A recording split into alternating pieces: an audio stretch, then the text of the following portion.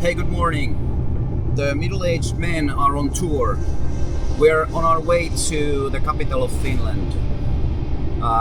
We're going to make an episode of a proper dressing for outdoors, and we're about to consult the crew of Varusteleka.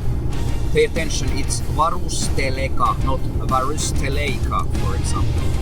But anyhow, today we are going to Varusteleka, and they will show us how to properly dress for the winter, the summer, the autumn, whatever you need. And probably we will get some good stuff from there that we will use in our productions. Stay tuned.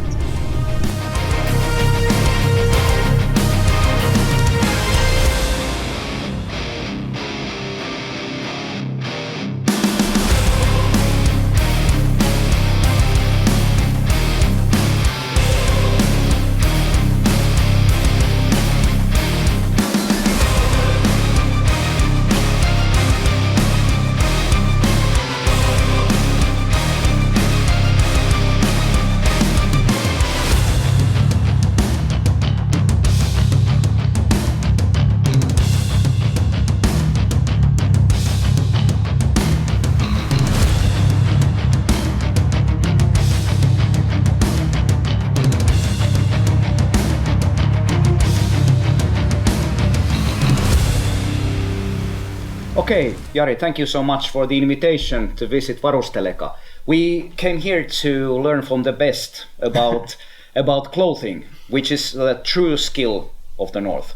So how to survive out there in the winter, in the autumn, spring, summer, all that kind of stuff. So could you please tell us a little bit about yourself or Varusteleka? Good to have you guys here. I agree. The clothing is really skill what we Finns and Nordic people really know. So, and I think we at Varusteleka have crafted an art about that. So you're in a good hands. My background is that I'm a CEO of Varusteleka. I've been working in the retail my whole life, more or less. But my personal interest, both in reservist activities and shooting sports, hunting and backpacking, are something relevant to this. So I'm a keen shooter, active reservist, and I did my military service in a recon troop. So the clothing and the cold and miserable conditions are pretty familiar for me.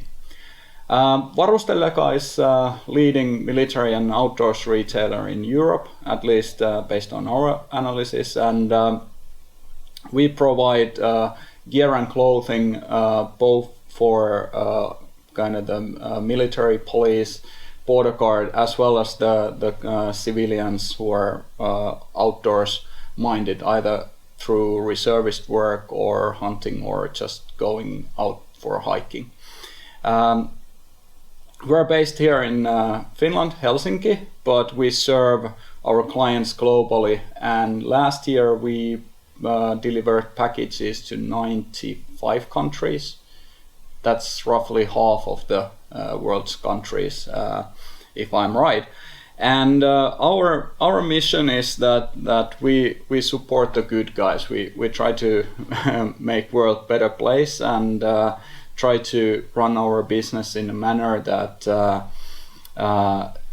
we minimize our impact on environment and try to do things right. And also we try to provide the best possible gear for people who are interested about the military work as well as their own well-being going out in the nature. Awesome. We are the Nordic middle-aged men, and this is the skill of layered clothing.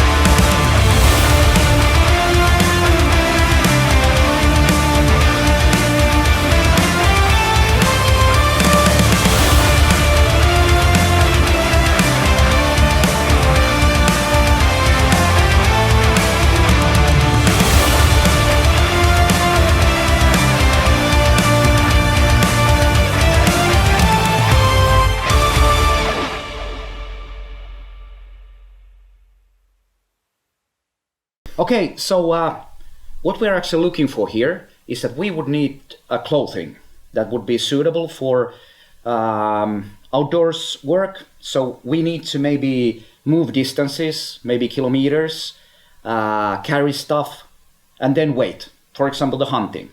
We walk into the woods carrying weapons, all that stuff, and then we wait for hours. It might be cold, 20 degrees minus. So how can we make ourselves the most comfortable that it's possible? Or then we go, for example, we do firewood. We do some work that we get sweaty, and afterwards then we have a break, all that stuff. How to prevent for not getting cold, about the moisture control, all that stuff. So what we would like for you to present us is what kind of clothes we should have for this use. Okay, so basically the situations what you are describing are the ones what most of the outdoors people are encountering, and there is not a simple answer, but there is an answer. That is layered clothing, so you will be using the multiple layers. The idea is not new, it's been around since the ages. All the Nordic tribes have done that and on the past dates, but on a modern era, the layered clothing actually started already in early 1900. There was one household economics, Charlotte Gibbs, on 1912 wrote article, the scientific article about the household textiles and economics around that, and there the finding was that multiple thin layers are better than one bulky one. So that's kind of where it starts to formalize, and the true breakthrough was when the US military started to develop their M43 system. Everybody remembers the jacket, but it was actually a system which had the wool sweater and the undergarments and mid-layer garments, and then the actual jacket, which was the outer shell. So that's kind of the starting point, and then through the Second World War and the wars afterwards, things start to develop, and then it was adopted to the outdoors life, the hunters and so forth. And nowadays, more or less, every military is using that type of system. For example, here in Finland, our M62 was pretty much layered clothing system, because there was a wool battle dress, and then you had your camouflage uniform on top of that. The extreme cold weather system from a US military or personal clothing system, and so forth. And nowadays, all the commercial players, such as us, are having the layered system. Okay. So that's kind of the background for layered clothing, and I think that's the solution what you are looking, because it's about the regulating the sweating and perspiration, moving the moisture up to the layers, and also that you can gradually level up or level down the insulation. Great. So the idea of this layered clothing, it's quite familiar us Finns, since from childhood, and but it might be not so familiar with let's say people abroad. So could you please explain what's the logic, the idea behind the layered clothing? With the layered clothing, you have to think first the two variables. So how active you are. So are you running or walking or kind of sitting on a stationary? Because body is generating heat, and heat will translate to sweating. So that's one of the variables. The second variables is the weather conditions where you are operating. So is it cold, warm, windy, raining? And the combination of two of these are actually dictating that how you're gonna layer. And why the layering is important is kind of how we lose or how we generate the heat. The first is of course the sweating and perspiration, that that causes that if you are sweating a lot, it will cool down your body. So you need to adjust your layering so that you are not sweating, and if you are sweating, the moisture will be transferred from your skin to the next layers. Then of course the radiation, that we are radiating heat. So if it's the hot weather, we need to make the kind of the airflow going and remove the heat. But if it's a cold weather, we want to keep that heat inside, so to speak, inside. And that way, in the layering clothing, when you are adding the insulation layers, you trap the heat, which then allows you to survive in sub-zero temperatures.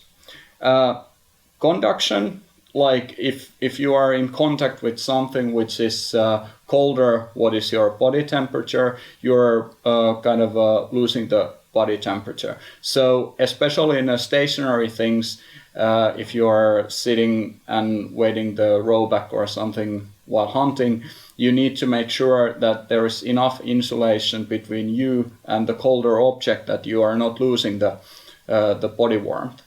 And the last is the convection, which is like layman terms, the wind chill factor, where you are losing the body heat due to the either airflow or flow of the fluids, meaning the sweat, and you need to restrict that air or fluid movement to retain your warmth. So that's the idea in a layered clothing, that each of the layers are doing the specific job.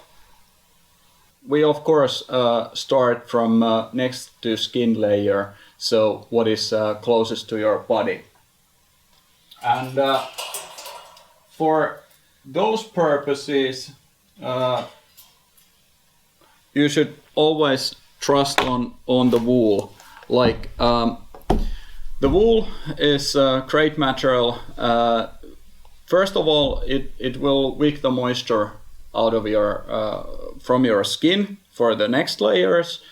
Even though it's the slightly moist or damp, it still feels comfortable, and it's kind of naturally antibacterial, that it doesn't sting.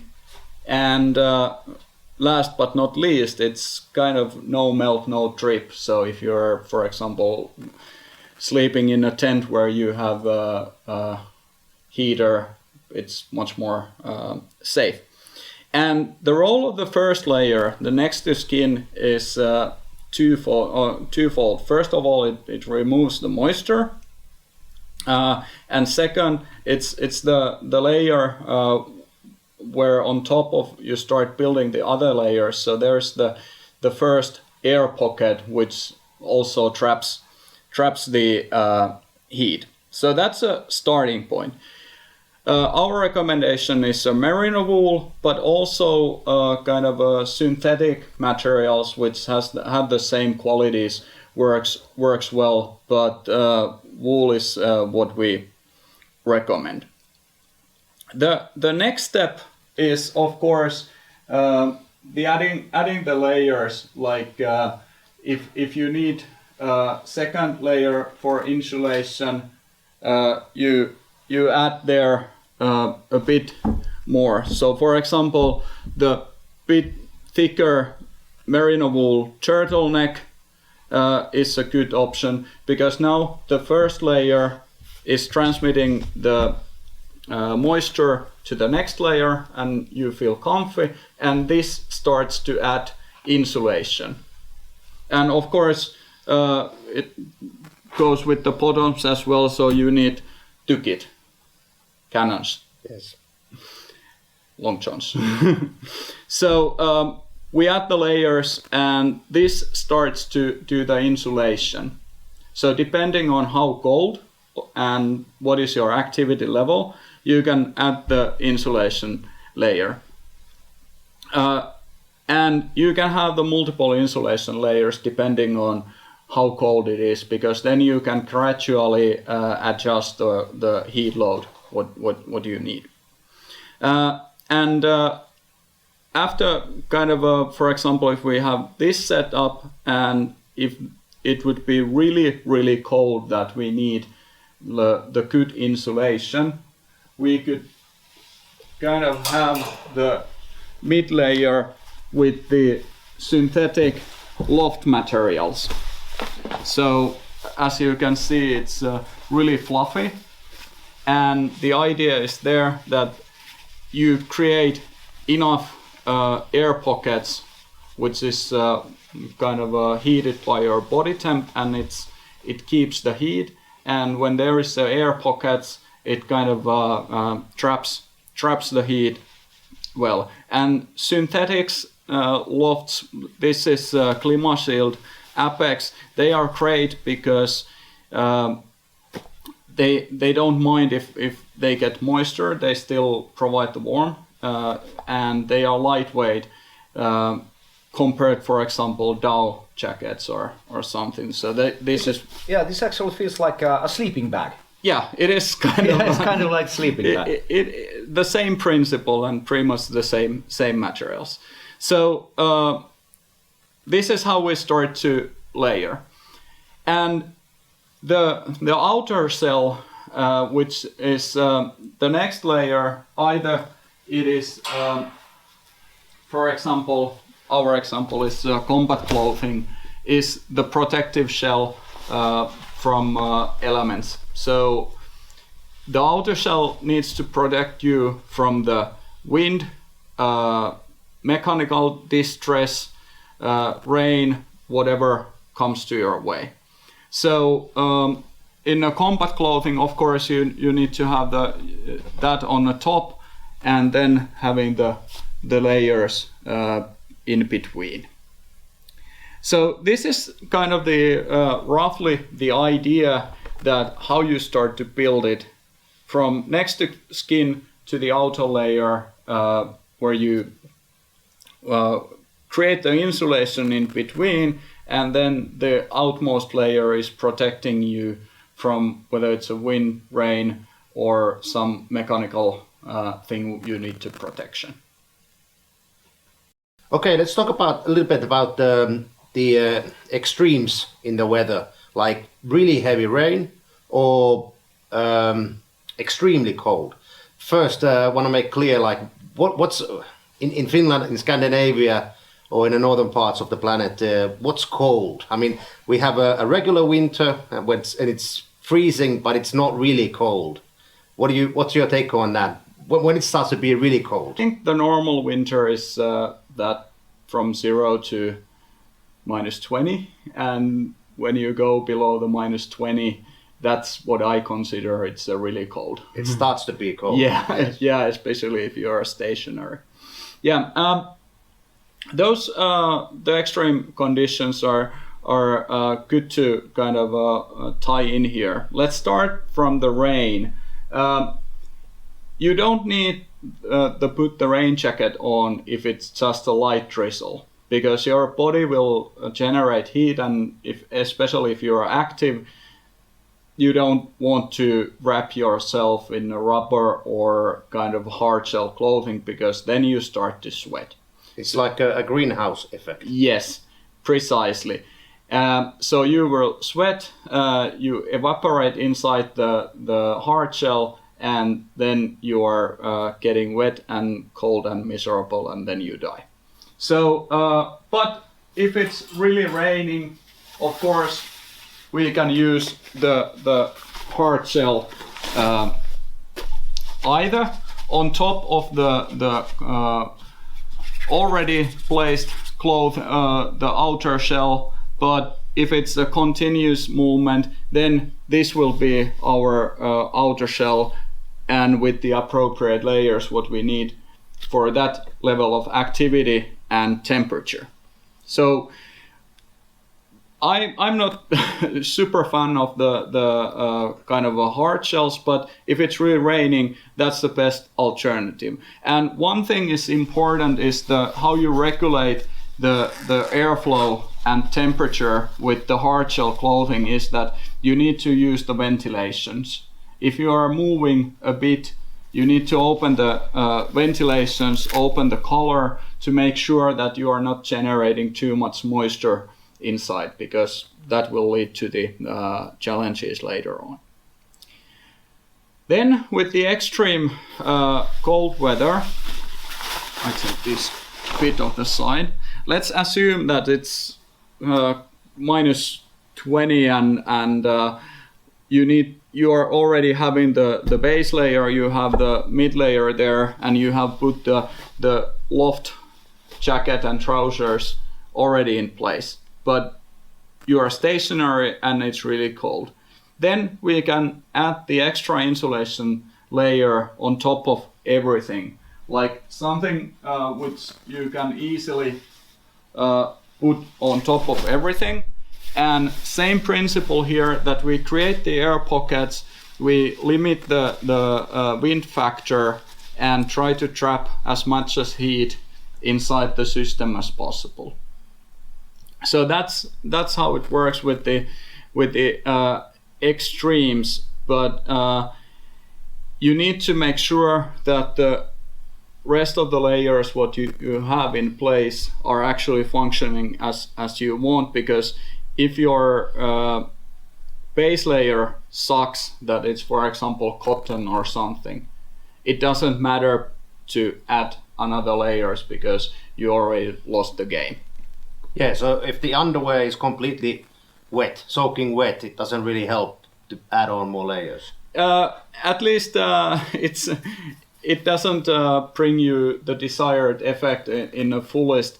But if you have the underwear which has the tendency to dry in a body heat, and it is transferring the moisture from the skin to next layers, you have hope. For example, merino wool and some of the synthetics which are moisture wicking, you can actually, even though they are wet, you can get them or moist, you can get them fairly comfortable if you just keep your body heat up and you have the proper layers on top of that. But with cotton, you probably die. What would you recommend for normal Finnish autumn, like now, about 10 degrees? Yeah. So not so cold. Not so cold. Depending again your activity level. Let's assume that you are pre-active. I would start with the base layer, boxer briefs, t-shirt, and then I would have my outer shell. That's pretty much if I'm reactive, I'm walking, doing something, that should be enough. But of course when you stop, you get cold. And I would have this one stashed on my pocket, or if it's a bit warmer, like it's now, I could have a windbreaker stashed in my pocket, and that should kind of cover pretty much the temps what we have here. And here's the important part, like if you are active, you are generating a lot of heat, so this should be enough with the outer layer, and when the movement stops, you can add the layer which you can again remove if it's kind of you continue with your activities. So that would be my setup for the this type of weather. And if it's raining, then I would evaluate how much is it raining, does it bother me. Then if it's really raining, I would probably change the outer shell to hard shell layer to protect me from the rain. So basically in these conditions, when it's not freezing, you don't need long sleeves and long johns. Boxers do just fine. Yeah, if you are active. Yes. If you are really passive, the same setup like that one would work. For example, that if you have the let's say you're much more stationary, I could have the long sleeve undershirt and took it again. Yes. So that's the less is more. Like you don't want to be sweating, and if you are starting to get cold, you have extra layers with you, what you can conveniently use. Either it's in your backpack or stuffed in a pocket that you can add extra warmth, because the variation in activity is what we try to manage here with the layers. And kind of the with the layered clothing, the most common mistake what people do is they put too much stuff on, and then they start to sweat, and then you are feeling miserable. So you should, especially if you are active, you should be freezing before you start your activity, because you're gonna generate a lot of heat. And when the movement stops, then you add the layers. So it's like the saying we have in the Finnish military is, especially in the winter time, that you should always, before you start moving, walking or skiing, you should be feeling cold. Yes. Because in 15 minutes you won't be feeling cold. Yeah. And that's precisely the idea.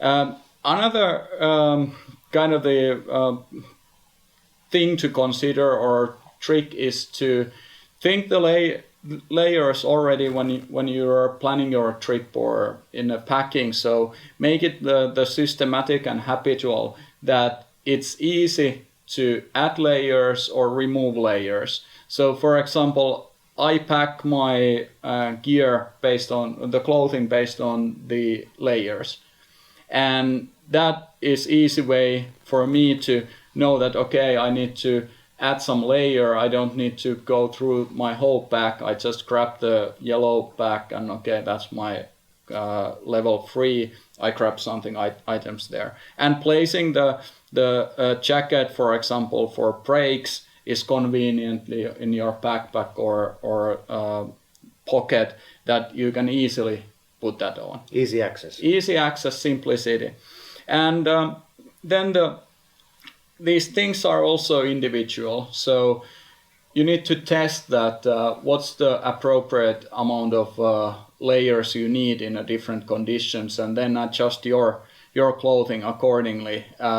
These are guidelines, everybody's different, so it requires a bit testing, but once you crack the code, it's really good way to keep you operational. And one kind of what I already said is the hard shell clothing that people tend to put those too early on. You only need the rainwear when it's really kind of pouring. So don't start with the rainwear if you don't. It's cloudy. yeah. You have a time to put that on if a situation needs. One thing I've also noticed that like people are different, like you said. One guy is sweating a lot, whereas the other guy is not sweating. And more clothes you have, more you sweat, you also dehydrate. Yeah. And it's also one factor. Yeah, and it's funny, like back in the days in the recon, we kind of got the dehydration cases during the winter. Yes. Because you are sweating, but you don't feel kind of overheated. So guys were collapsing from heat strokes and dehydration during the winter time, which sounds crazy, but it's a combination that you put too much clothes on and you have physical activities and you're not that thirsty during the winter time, so that can happen. So in cold times, I think you should find out exactly with how little clothes you need. Yes, that's not to put too much, but how little can you manage with? Yeah. When you are active. Yeah, that's a good rule of thumb. And in overall, like now we talk about the clothing and mainly what you put on your body, but same principles apply for your hands. So you have the kind of the under garment and then you have the different layers and maybe the waterproof mittens, and then some really warm kind of mittens, and there you can layer with your gloves. Same for the hats, for example, having the baklava on your head, and then having the watch cap or fur hat or whatever if you need the extreme protection. And also with the footwear, like the same principle starts with good socks, how you layer the socks, and how you select your boots that there is enough room for layering. So in that way, the principle can be extended to gloves, hats, and footwear.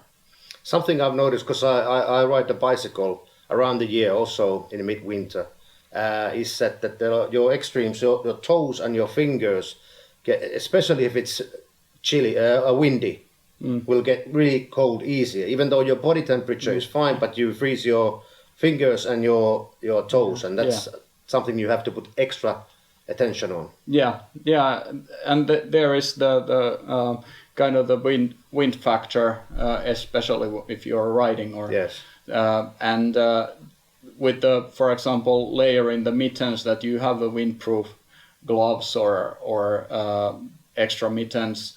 That's the same principle as a layering cloth. So on and on, even if you do all this we just went through, you come to Finland, you can't wear sneakers if it's minus 20. No. You will die. You will die. You have to have a proper footwear and apply the same principles. Okay. Okay, so basically the next to skin layer and the core layer are constants, depending on the weather. But if I need to add or reduce, I do it in the mid layers. But does it matter with the materials, or can I add 5 layers of wool if I want, or do I have to have some special mid layer? In mid layers, it can be wool or it can be lofts. It really doesn't matter, only it's that it traps the heat and creates the air pocket. But it doesn't make sense to kind of wrap a wool sweater, for example, on top of the loft jacket, because then it will compress the fibers. So if you think from a next to skin and your next layer is again the tykit, then on top of those it makes sense to put the lofts, but not another way around. So kind of the more fluffier it is, the more towards the outer shell. Okay. It's reasonable to have, and if you need something extra warm, then you can have your jacket for the break or in extreme cold weather on top of your field layer or the outer shell. Okay. And one thing is that you never should encapsulate the kind of the rain garment under the insulation garment, or that's kind of the poor practice, because then you can't use the ventilations with the hard shells. Okay. So how about materials? There has been huge development. I'm an 80s kid, and I also always have bad memories about the tykit, because that in the 80s all the synthetics started to be really popular everywhere. So it was always sweaty and didn't breathe at all. But the wool is obviously a lot better on those. Yeah, wool is a really good choice. Kind of the synthetics works as well. Like most of the sports underwear are synthetics, and they are working really well with the moisture wicking. So if you stay away from cotton and cotton polyester, cotton nylon kind of mixtures next to skin, you are good to go. Okay.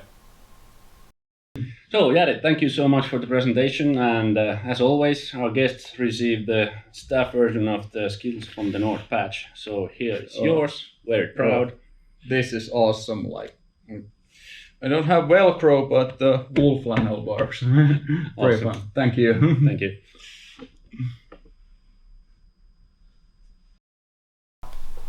This was a really awesome day here. we learned so much new stuff, and we are planning to do continuation about this. So we will dress up properly and go to check how your gear works. Thank you very much. It was awesome to be here. Yeah, thank you guys. It was a pleasure, and hopefully we managed to cover everything which helps you with your adventures, and good luck with Mm-hmm. presenting the skills from North for all the people. Thank you. Thank you. Thank you.